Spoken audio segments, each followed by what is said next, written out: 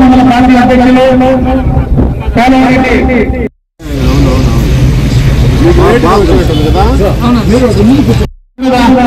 దయచేసి రోడ్డు మీద ఉండి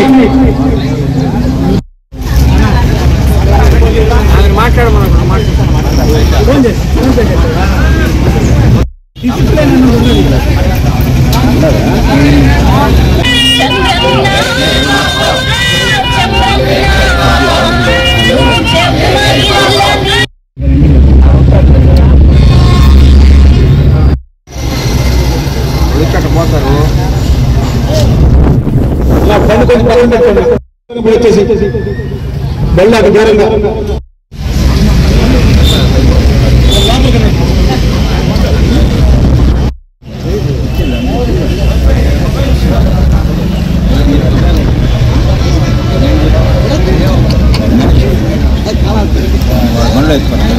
మహేష్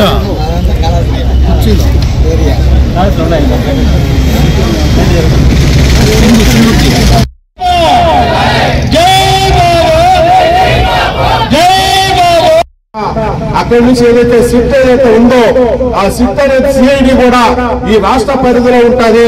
ఈ రాష్ట్ర పరిధిలో ఐపీఎస్ ఆఫీసర్లందరూ కూడా జగన్మోహన్ రెడ్డి ఏమి చెప్తే చేస్తున్నటువంటి పరిస్థితి కూడా గతంలో మనం చూసాం.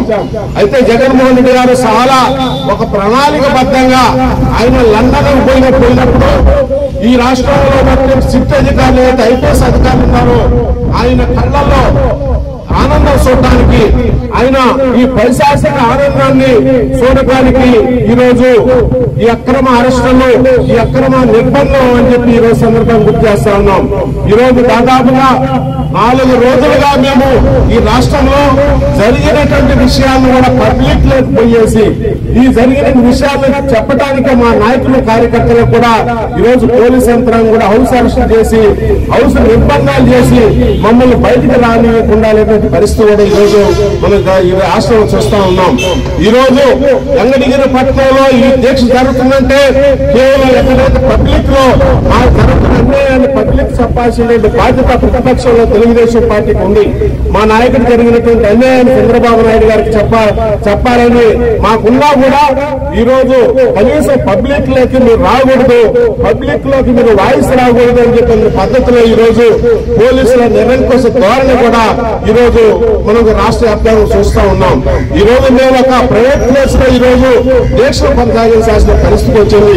ఇదంతా ఖచ్చితంగా ప్రజలు, ప్రజాస్వామికవాదులు, అన్ని రాజకీయ పార్టీలు కూడా గమనిస్తా ఉన్నాయి, మద్దతు ప్రకటిస్తా ఉన్నాయి.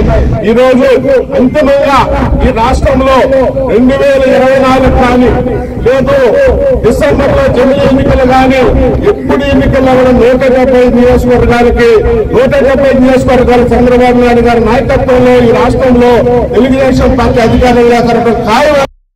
ముఖ్యమంత్రిని కేవలం కక్షపూరితగానే ఆయన జైలుకు పంపించడం జరిగింది తప్ప తప్పదేంటే ఎప్పుడో నిరూపించి ఈ 4.5 సంవత్సరం ఆయన నిద్రపోతున్నాడా? కేవలం జగన్ గారు ఈ సమయంలోనే, ఎన్నికల సమయంలోనే కేవలం మన పవన్ కళ్యాణ్ గారు, మన లోకేష్ గారు, చంద్రబాబు నాయుడు గారు పర్యటనలు సూపర్ హిట్ అయిన సందర్భంలో ఎట్లయినా ఆయన కోర్టుకే పరిమితం చేసి ప్రజల్లోకి రానియకుండా చేయాలనేది ఆయన అవివేకం.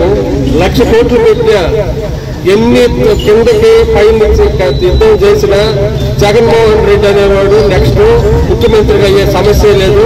వైసీపీ ప్రభుత్వం అనేది ఇంకా రాబోయే రోజుల్లో మన ఆంధ్రప్రదేశ్ పట్టిన దరిద్రం కూడా ఈ దెబ్బలో రద్దవుతుంది. ఏ పరిస్థితుల్లో కూడా నెక్స్ట్ ముఖ్యమంత్రి అయ్యే ఛాన్స్ జగన్కు మాత్రం లేదు. పవన్ కళ్యాణ్ గారు కనీసం జరిగిన అన్యాయాన్ని తెలియజేసుకునేదానికి